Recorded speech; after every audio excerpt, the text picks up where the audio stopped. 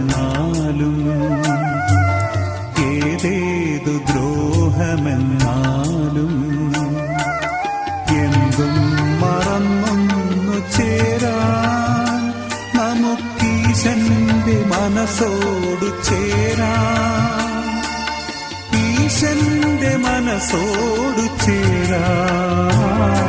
ചലിക്കുന്ന സ്നേഹം ദൈവീക ഭാവം, നാഥൻ കൊതിക്കും സ്വഭാവം. ചലിക്കുന്ന സ്നേഹം സ്വർഗീയ ഗാനം, മണ്ണിൽ സമാധാന മാർഗം.